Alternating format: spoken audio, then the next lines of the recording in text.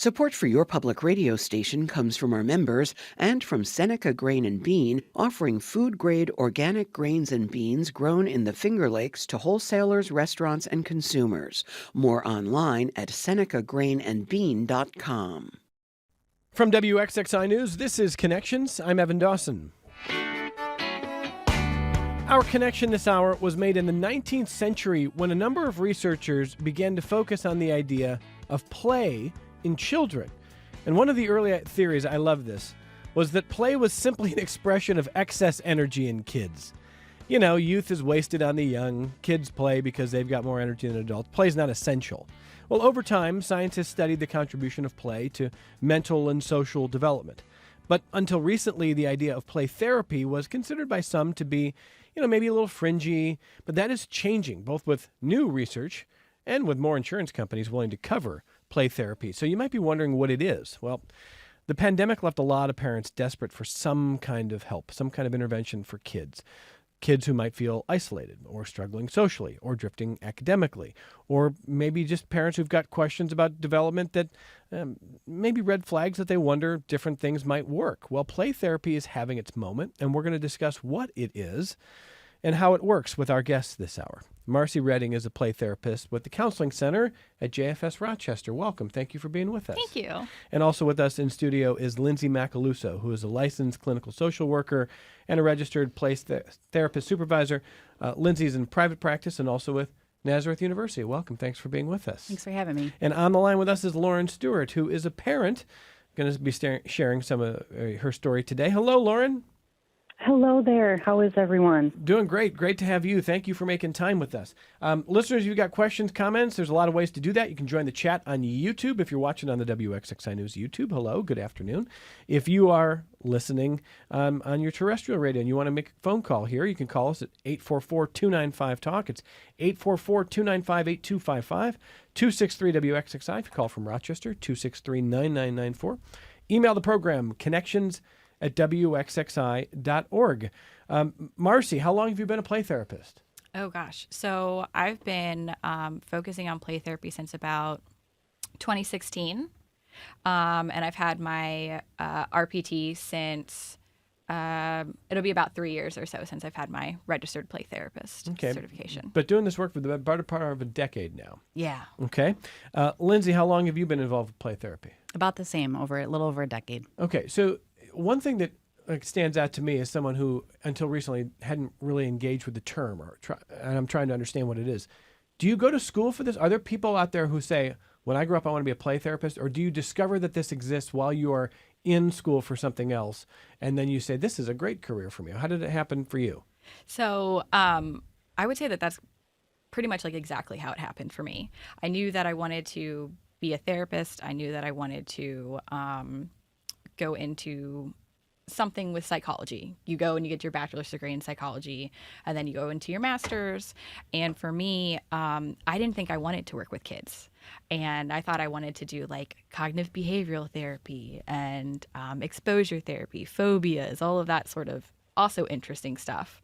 And I just had the internship opportunity at my school to work at the clinic on campus.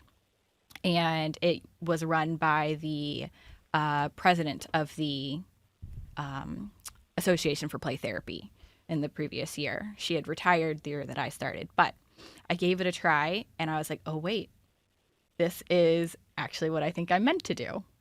There's just something about going into a playroom with kids that, like, when you give them the opportunity to just go and do and work on what they want to work on, it just feels really magical. That's just how I like to describe it. So. Before that experience, how much did you know about play therapy? None. Yeah. Yeah, absolutely none. I mean, I knew it was there just because when I had like interviewed to get into the master's program, because the school I went to in particular, I was able to do an educational specialist degree in play therapy. So after my master's, I did that as well. So I knew it was there. I knew it was something that we had on campus and it was around. And so the community also knew about it, which was big. But me personally, I had no idea about play therapy. Lindsay, what was your path to understanding play therapy and choosing a career in it? Pretty similar. And when I was getting my master's at Nazareth University, I took a Foundations of Play Therapy course with Dr. Steve Demanchek, and I fell in love with play therapy, ended up doing an internship there, and really never turned back. Loaded a suitcase with toys and took it to another internship that I was doing and brought play therapy to there as well. So it is, I didn't know about it until 2013, but I've been doing it ever since. So in a moment, we're going to ask Lauren for her experience. But briefly here, I'm going to ask both of our guests in studio to describe a little bit about what you do. And I want to start by asking you, Lindsay, how do you identify a child? I was going to say, what kind of a child, what kind of a scenario would lead you to say play therapy might work here? So for me, play therapy really could benefit any child. But the ages for child-centered play therapy, which is the model that I typically follow, is usually 3 to 10 years old. And I specialize in children that have experienced wounds, hurts, adverse childhood experiences. So any child in that age range, 3 to 10 years old, that's had any kind of traumatic experience or loss, I'm typically going to start with play therapy. Okay. Marcy, same question. Yeah, I would say that really, I completely agree with Lindsay. I mean, I usually say that any child can benefit from play therapy, especially because I practice child-centered play therapy as well. And with that, the child gets to come into the playroom and work on what they want to work on. So it's a completely non-directive approach. So we don't come in with worksheets and activities and saying sit down and let's talk about your feelings and that sort of thing. They just get to come in and explore the playroom and do what they want. And so, kids with anxiety, kids who are maybe going through family relationship issues, divorce, all sorts of different things. But just generally speaking, I do believe that any and all kid could benefit from play therapy. Lauren Stewart, can you tell us a little bit about your family story? Absolutely. I can start by saying that have 2 kids that have been through some trauma. And, when we started, I think for every parent, when you're facing that reality that, you have to look into some sort of therapy for your children, I hope every parent comes across the suggestion of play therapy because I absolutely agree, that every child could benefit, from this kind of therapy. I'm a person myself who started therapy young, child of an alcoholic and an enabler. So, for me, my first therapy was a wonderful lady who had a dolphin puppet and, she made therapy easy and, it wasn't scary or different. And that's what I can see in my children is that, they're not only excited to go see Marcy, they run down the hallway to see her. And I can see it helping. And it's also just such a judgment-free zone. It's such a safe place. And, they can heal by doing things that are, directly centered to children. They're 6 and 8. And, my youngest will come out with half of his arm covered in paint and, runs out to show me his arm covered in paint and the big smile on his face. It's just such a comfort to me as a parent to know that they have this space and this person that just shows them, a judgment-free, safe place, a caring place. And, on the parental side, it works. We've been doing this for, a year and a half with Marcy, and I can say that both of my kiddos are in such a better place than they were when we started. They can come to me with vocabulary that they didn't have before, and express how they're feeling, express what they need. And it's just from, organic play. Because Marcy was saying that, talk therapy can be scary. And I agree. I think with little kids, you're not going to get very much, doing worksheets or trying to pull information that way. But the way these therapists can, just watch them, watch their body language, watch the way that they play and, form, a healing, the word is escaping me, routine or schedule for them, something like that. It's just wonderful as a parent to know that it works for the kids and they're safe and, happy to go every week.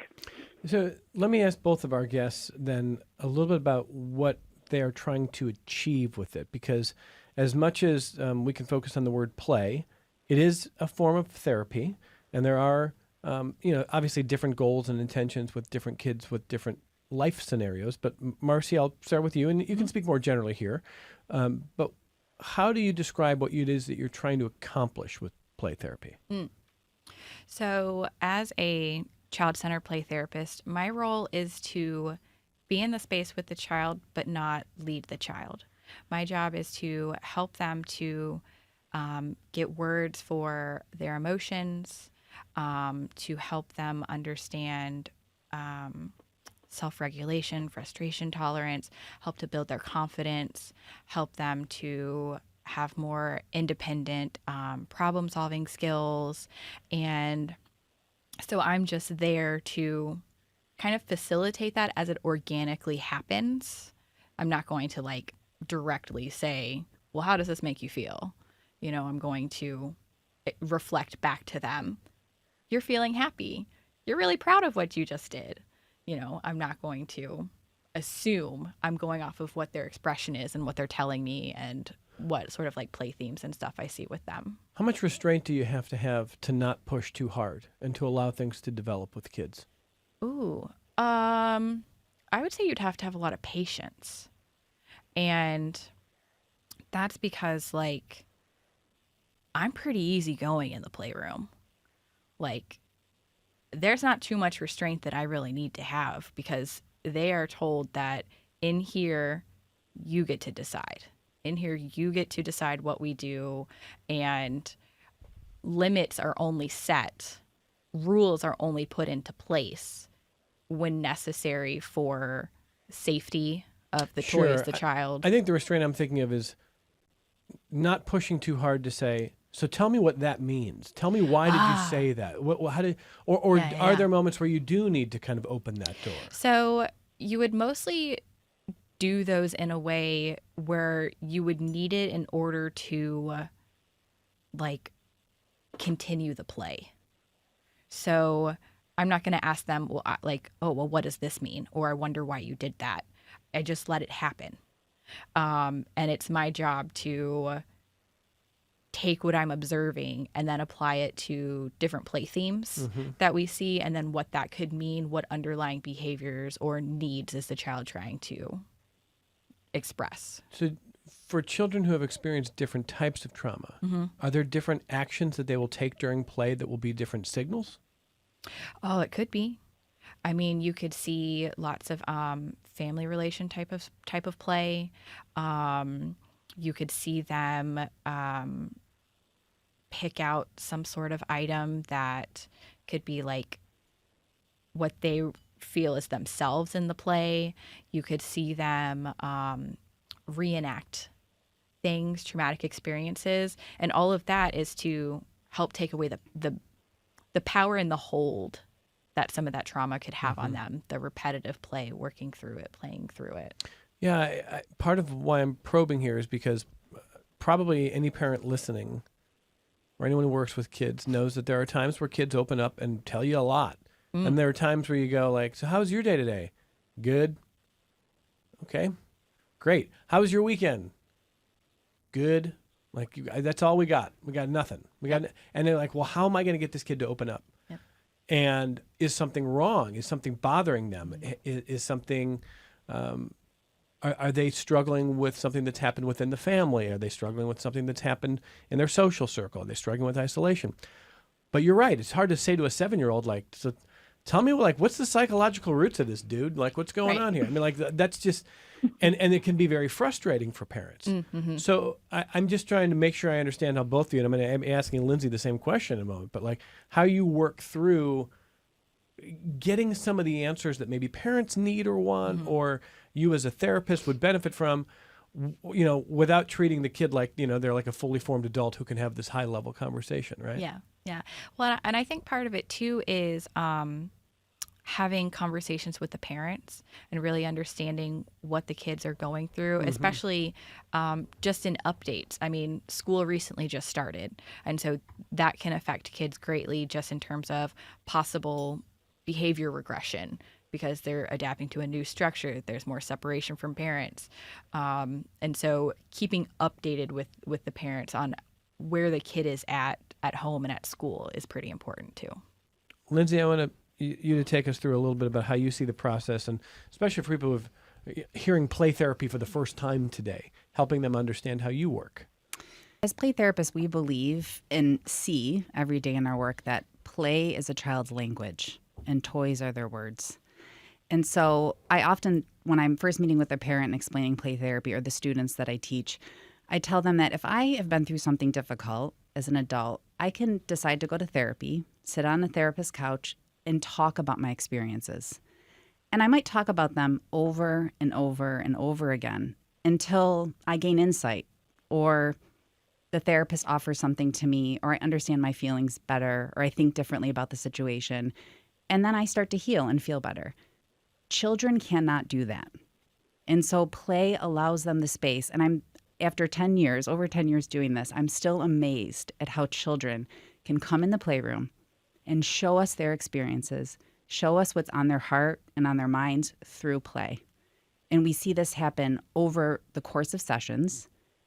And we start to, especially children that have been through difficult experiences, we will see those experiences unfold symbolically in their play.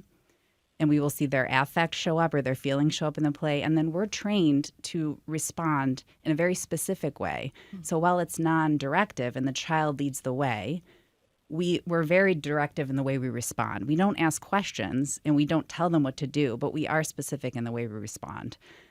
Can you, in general, obviously not naming names of clients, but can you kind of paint a scenario or maybe the kind of moment that kind of training that you have really comes into play? So as far as, I think children, it's hard to pick one moment, right? So when children are showing up in the room and I'll just describe a fictional child. Yeah, that's fine. Maybe they're playing in the dollhouse and they're playing out a scene within a family where then we'll say dinosaur, T-Rex, shows up in the house and starts stomping around and destroying the house. And the child figures in the house hide. And then the T-Rex goes away. And then they can come back out. And this is played out over and over and over again from session to session to session. If I'm starting to see that, I'm taking the child in account, what I know about their experiences, if I know what's happened to them outside of the playroom. And then I'm responding to that play. So it's also about externalizing, right? Meaning that I'm not saying, little Johnny, I see this is happening to you. I'm saying this is happening to the figure in the dollhouse. So I see you're scared and hiding. The T-Rex is so scary. And so we're reflecting on the feelings of that. You're not saying so who does the T-Rex represent in your life? Right, no. It's like, hey, I'll role play here. So I'm hiding. So are we scared? And you let them kind of verbalize. So we wouldn't even ask questions. We would say, the little boy is so scared. Oh, I see. He's hiding under the bed. That T-Rex is so loud. Oh, no. And we're going to respond in that way after a child has showed us that through their play over the course of time. Mm-hmm. And so we know how to respond because they show us what they need. Mm-hmm. Just like if, as an adult, I'm saying, hey, and this is also fictional, but I'm living with somebody that's scary. Mm-hmm. I could sit in the couch and talk about that to a therapist, but a kid can't. Yeah. And so we see that in the play. I imagine, though, a lot of sessions, you don't have one big obvious aha moment, right? It's probably a lot of trust building. Sure, kids just, and sometimes, is it possible? Sometimes play is just play. It's not, reflective of anything sort of deeper or traumatic. Yeah. Yeah. Sometimes we see children come in. I see children come in and their play is really typical. And certainly I see them over the course of many sessions. And then I go back to the parent and we collaboratively understand what's going on outside of the session that brought the child here, because inside the sessions, we're seeing really typical play, which is not like what I just described. Mm-hmm. What about you? I mean, is a lot of the play pretty typical? And do you find yourself thinking like, okay, we're not going to have like a one big breakthrough moment every session here?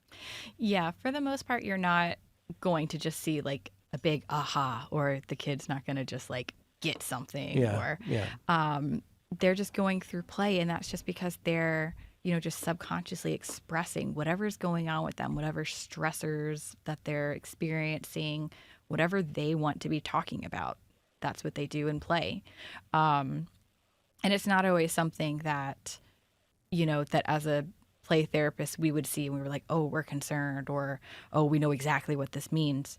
But we can look at the play themes. So we could see that, you know, that is there power and control involved? Is there safety? Is it about danger or aggression? Is it nurturing? Is it self-nurturing? All of these different things. That's what we're mostly looking at, are the overall themes of the play.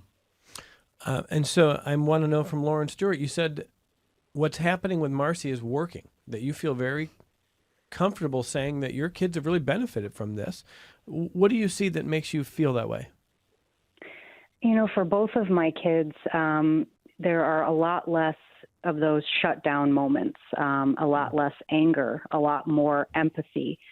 And, you know, like they said, it wasn't after 2 sessions and they were, you know, we were seeing results, but, you know, they stuck with it. Marcy stuck with them. And, you know, I can see that in all those little ways, they are healing. And just being able to express day to day, how they're feeling. If something happened, you know, at school, they can come and they have the vocabulary now and the, you know, freedom to share that. So I'm looking at some of the data, and, you know, this is according to the Association for Play Therapy, which is a real thing. Again, I say that just because play therapy is a new concept to me. But they look at over 100 different play therapy outcome studies, finding that the overall treatment effect ranges from moderate to high positive effects, which remain consistent across gender, age, and presenting issues. And I already have a question about whether insurance covers this. I mean, does insurance cover this more often, Lindsay? Yeah, I mean, I play therapy is psychotherapy for children, and so insurance covers it. Was that always the case, or is that changing? I think insurance is changing in general about covering more therapy. Yeah. Insurance is covering more? Well, in this country? Are we sure? Well, insurance is covering more if you have the right credentials. Okay. But insurance is coming to see, over time has come to see the value in this kind of therapy as something that isn't fringy, that does have actual benefits, that can be studied. Fair? Correct. Okay. Yeah. Same? Yeah. I would say that there's enough studies and data and things now to back it up that shows that this really works and that it can have long-term benefits. And so you don't have to necessarily take like a cognitive behavioral therapy route or something more adult-like with a child, that this works for kids and it is the most developmentally appropriate, and the data is there to back it up. I also have a couple questions from listeners about how to observe play in their own kids, and if our therapists want to weigh in on that in our second half hour, we'll talk about that coming up. But I also want to ask Lauren Stewart if you have a plan going forward now. I mean, do you feel like you're in a rhythm with play therapy? I guess it's supposed to be age 3 to 10. You've got kids who are 6 and 8, you know, so eventually they may, quote unquote, age out. So what's the plan for you? The plan right now is, you know, we are comfortable, they are comfortable, and this is working for everybody. So for now, we're going to stay where we are.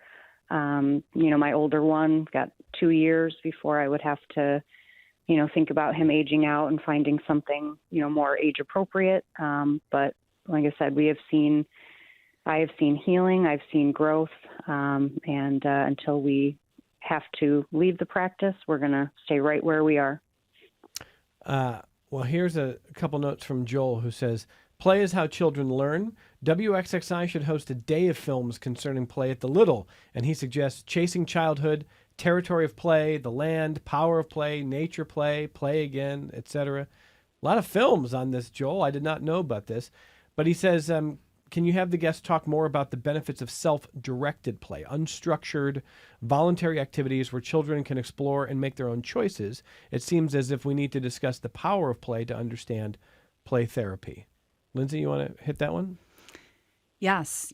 Thank you for that question. So one of the opening statements we do in child-centered play therapy is, in here, you can play with the toys in many of the ways you'd like, and you can say anything you'd like. And we have the playroom set up in a way where there are no electronics, well, at least my playroom doesn't have any board games. Some child-centered play therapists do.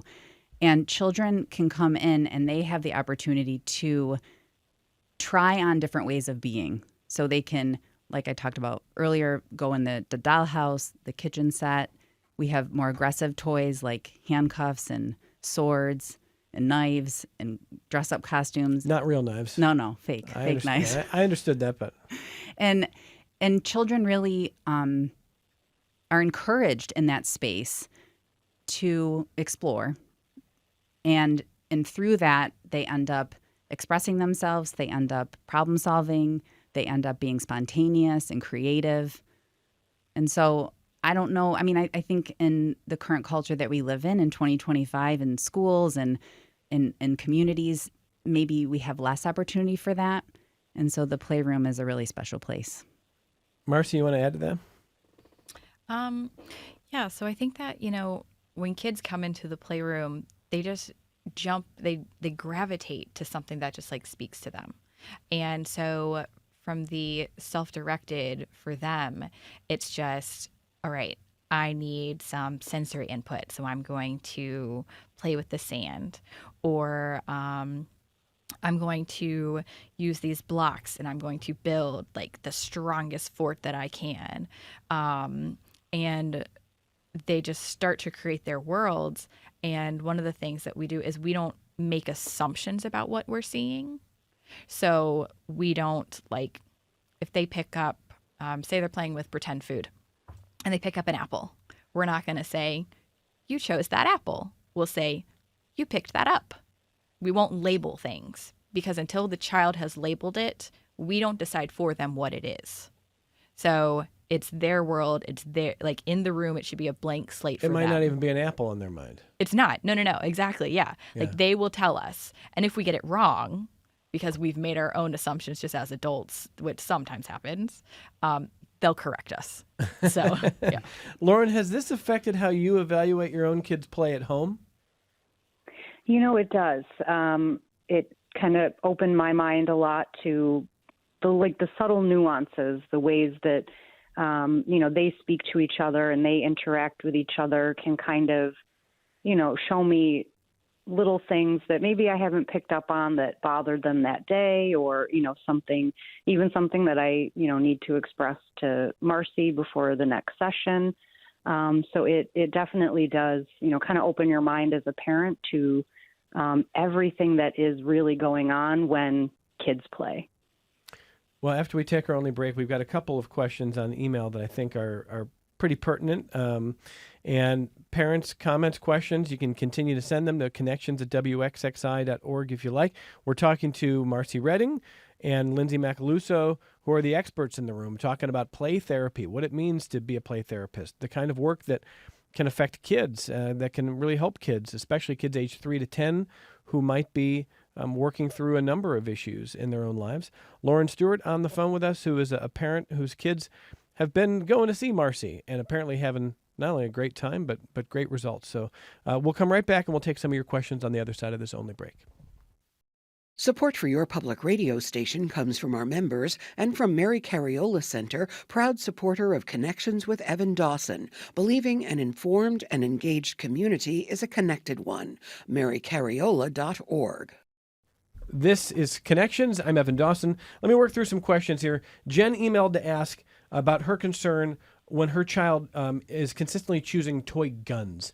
She doesn't feel all that comfortable with it and wants to know what the therapists think about that. And I was telling our guest during the break, they can't perfectly diagnose every child, every moment, every choice, having never met them. But some of these questions I think are more general or universal. So, and Jen's question is probably pretty common. So if you've got a kid who loves playing with guns, toy guns, for her, she's wondering, is that an issue or something to be worried about? Lindsay, I'll start with you. Thanks for that question. It's a question I get a lot from parents, actually. Oh, really? Yeah. And I think, like you said, I'm speaking from a play therapist perspective and somebody that understands child development as well. I think that children are often trying to have moments where they can feel powerful. And sometimes having options to play with what in the playroom we call more aggressive toys can give them a safe outlet to, like I said, try on ways of being, showing their power and control. Also, I always encourage parents to think of the context. So what draws your child to the guns? What kinds of things are they pretending to be when they're using the guns? How are they using the play guns? So I think it's more about understanding what's around that play. But I think in my playroom, I do have toy guns. And it's because I want to give children the opportunity to fight back against a bad person with a gun, right? If there's no option for that type of toy in the playroom, then there's no option for that type of moment. And again, going back to the theme of the more toys that children have the option of playing with, the more language they have through their play? Yes. Okay. So also that child should have the opportunity to play with a doll and a kitchen set. So we have that range of more regressive or nurturing toys and then aggressive toys. Marcy, you get questions about toy guns? Oh, yeah, absolutely. And Yeah. What do you tell people? I let them know that, I mean, kids need to express these things, and they're using guns, usually as a way of protection or of safety or control or power. And just because they're picking up a gun doesn't mean that they are wanting to harm someone, and to not look at it at the value of this is a weapon that they're wanting to do something dangerous with. It's more, how is it making them feel in the playroom and how they're using it. And it's usually in ways that end up making them more confident, it's interesting because they will protect us sometimes in the playroom. That's what they'll be using the guns for. And it's also our job to, include safety. So if I have Nerf darts in my playroom, some people will just have just toy guns that don't have Nerf darts. And I just remind them, I am not for shooting, but you can choose to shoot the punching bag or you can choose the pillow. So they're still able to express what they need to and get out what they need to, but they're doing it in a way that is safe and it's providing them with other solutions. Okay. Amanda follows that up, listening to the conversation, says, what would be, hold on, let me pull this back up. What would be different if they just let the kids have swords, Marcy? Like play swords instead of play guns? Oh, we have swords. You have both options. Oh, yeah. I've got a lot of swords in my playroom. The context of Amanda's question makes me wonder if what she's saying is she's more comfortable in saying, all right, if my kids want to do aggressive play, I'll let them use play swords. I don't want them to use play guns. Sure. That's just her comfort level. What would you say to that? I think that by not allowing the child to have the swords or the guns in the playroom is kind of doing them a disservice, because they need the opportunity to use what they need to express what they want to express. And again, it's just about making sure that they feel the empowerment, they feel the confidence, and they're getting what they need, but we also have a trusting relationship with them. And yeah, I don't know. I feel like they have to be there. You couldn't not have them in the playroom or play space. Okay. You agree with that? I do. I wonder if this parent is talking about at home. Yeah, I think she is. And so I would say that as parents, you have the right to choose what's in your home. It's the parents writing are probably really wanting to offer their children the toys that are going to allow them to express themselves. And so, yeah, if you're more comfortable with a toy sword versus a toy gun, I would say go with the toy sword, because one of the things we don't want is to have parents be dysregulated in their child's play. So if a child's say they hear this show and then they go out and buy a Nerf gun, but then they're not comfortable with it on the inside. The child will pick up on that, and then it will become a point of tension between the parent and child. And so I really encourage parents to do what they feel most comfortable with. Kids, my favorite thing to have in the playroom as far as swords go is a pool noodle cut in half.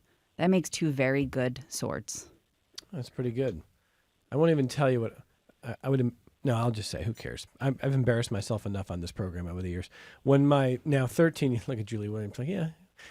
When my now 13-year-old was younger, if he wanted to use any toy guns, the term I made him use was blasters. I said, guns are not toys, and I don't want you to think of guns as toys in your life, because guns can really hurt people. So blasters we allowed, guns not. Sometimes he rolled his eyes at me. That was the line that I set. So maybe I'm regulating too much, but that's what No, I think that if you were if you're comfortable with that, that's the right thing to do.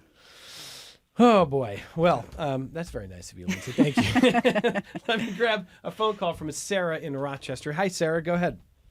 Hi, Evan. Thanks for taking my call. Sure. I am the operations manager for a local cooperative preschool, and I'm always looking for ways to connect my parents to the services that are available in the community. And what would be the best way for both my teachers or myself or our families to get connected to play therapy? Does this require like a doctor's referral? Can you just, call and be like, hey, I'd like an appointment? How does that work?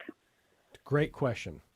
Go ahead, guys. Yep. Yeah, so I would say that the easiest way, at least if you were interested in coming through our clinic, Jewish Family Services, you can go to jfsrochester.org, and we have the Counseling Centers page there. You can request a 15-minute consultation so that you can, make sure it's a good fit. And you can also check out about all of the other programs and things that we have there. Okay. Anything you want to add, Lindsay? Yeah, at Nazareth University, we have a play therapy center. I will say that we need more play therapists in our community. We're about at capacity at Nazareth, but I'm also connected with Tree of Hope Counseling, which has a few play therapists, and I refer to JFS as well. So there's a handful of play therapy providers in our community. Did you have any issue, Lauren Stewart, finding what you needed for your kids when you were first learning about this? And I guess I should back up and ask you how you learned about this. My mother and I did a little bit of hunting, and we came across it on the internet. And it was, I can say from my experience, not hard, very, very easy to do the consultation, get the boys seen, once we figured out it was going to be an excellent fit. Everything just kind of fell into place. So for my end, it was not easy to find, when we were looking for therapy. We knew we wanted to do play therapy, and it was pretty easy to find the right direction and get everything set up. Any issue with cost or with insurance or anything like that? I'm someone who has switched insurance types about, I think, 3 times. And every single time they have worked with me. When I lost insurance for a little while, they kept seeing the boys and we figured it out. And I'm currently on Medicaid, and I've had no issues, continuing service even with that. So okay, good. Glad to hear that. Yeah, really glad to hear that. Well, let's see if that answers. Sarah, does that answer your question? It does. Thank you so much. Yeah, thank you for the phone call. So, a lot of kind of general questions about these kind of services, but you just heard Lindsay Macaluso, who not only is in private practice, but also with Nazareth University, saying you're kind of at capacity. So what would change this? Are there not enough people going into this field? Is there not enough reimbursement and support? I hate to say it, but this conversation makes me think a little bit about early intervention and those kind of services that historically have had real trouble getting the support needed for the amount of the population that needs those services in the state. So where are we going next with this?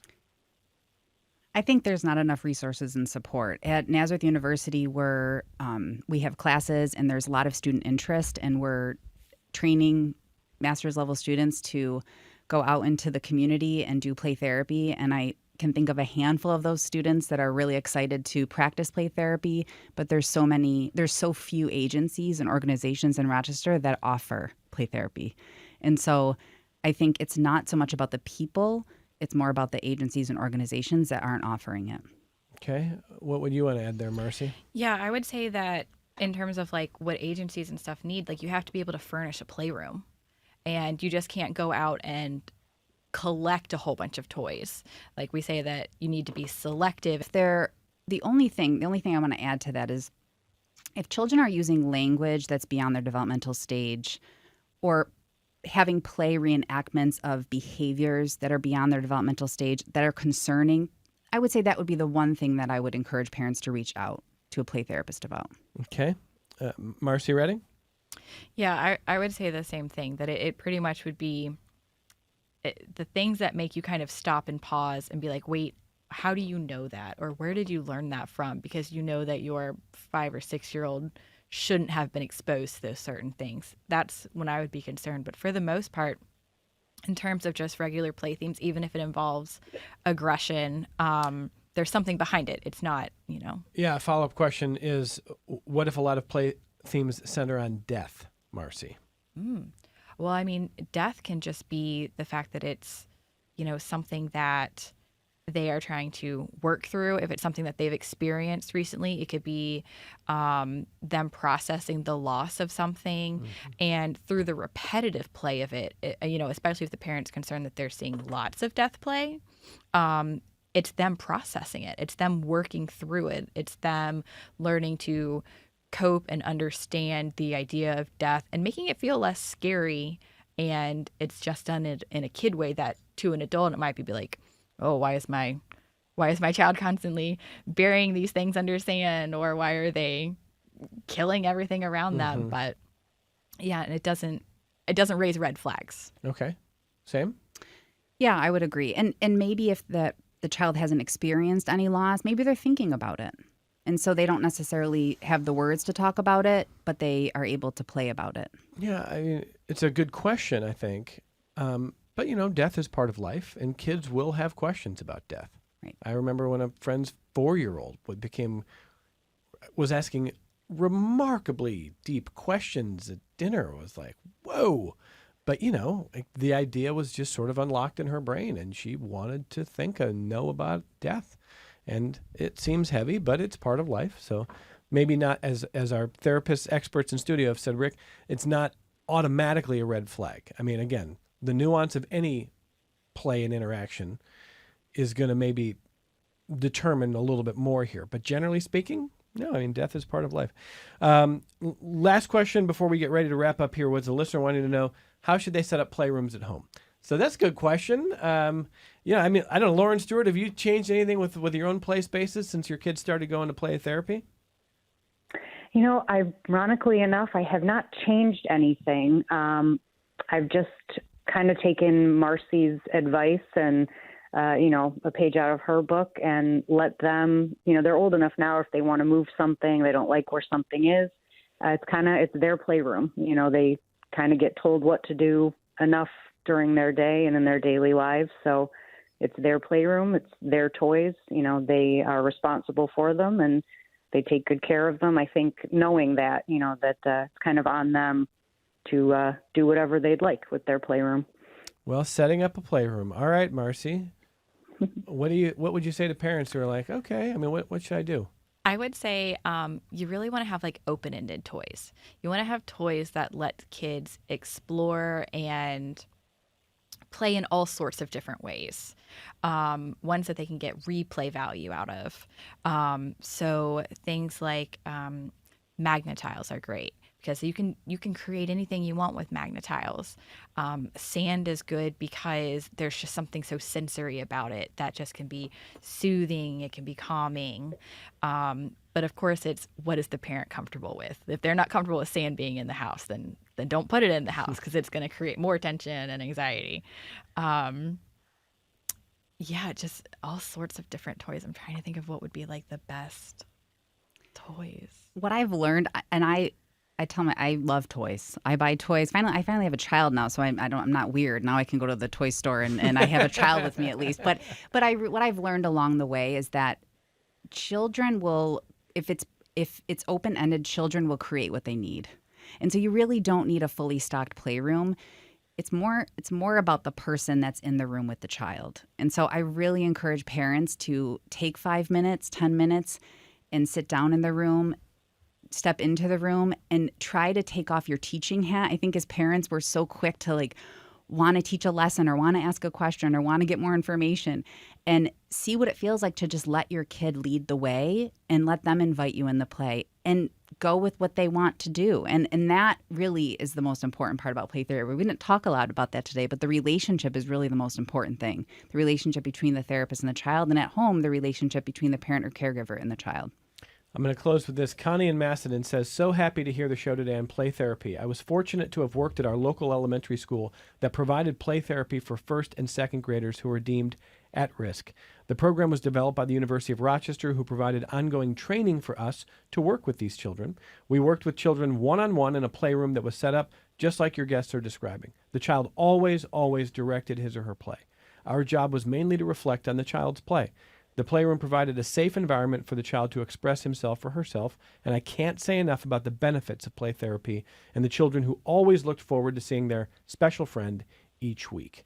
It's Connie in Macedon. Big endorsement there. Lauren Stewart, I want to thank you for sharing your experience. I think the parental voice here really matters, because for a lot of listeners, this is a new concept. Good luck to you and your kids. Here's to continued success for them and for you. Thanks for coming on the program today. Thank you so much for having me. All right, Marcy Redding, Lindsay Macaluso. There may be waiting lists, I don't know, but how would someone get in touch and try to set up something with you, Marcy? Yeah, so I would recommend going to jfsrochester.org, clicking on our counseling center page, and filling out a 15-minute consultation. That would be the simplest way for parents to do it. If you're a provider, we also have a referral link for providers, so pediatricians or anyone who's listening who can say, oh, I have a patient that could benefit from that. Yeah. jfsrochester.org. Yes. That's where you'll find Marcy Redding, who is a play therapist with the Counseling Center at JFS Rochester. And Lindsay Macaluso, where would you direct folks? 2 places, naz.edu, the play therapy center there, or Tree of Hope Counseling. Either place you can find me, and if I can't see you or one of the people I know, I will get you out connected with somebody in the community. Tree of Hope Counseling. Yes. The Play Center at Naz University. Yep, correct. Thank you for being here as well. What a great conversation this hour. And I noticed one thing as a parent myself, no judgment, just a lot of just really good information here. And thanks to Lauren, thanks to Lindsay, thanks to Marcy, thanks to you for listening or watching wherever you're finding us.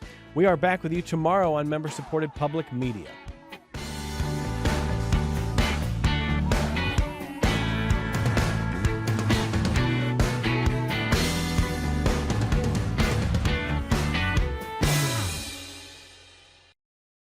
This program is a production of WXXI Public Radio. The views expressed do not necessarily represent those of this station, its staff, management, or underwriters. The broadcast is meant for the private use of our audience. Any rebroadcast or use in another medium without expressed written consent of WXXI is strictly prohibited. Connections with Evan Dawson is available as a podcast. Just click on the Connections link at WXXInews.org.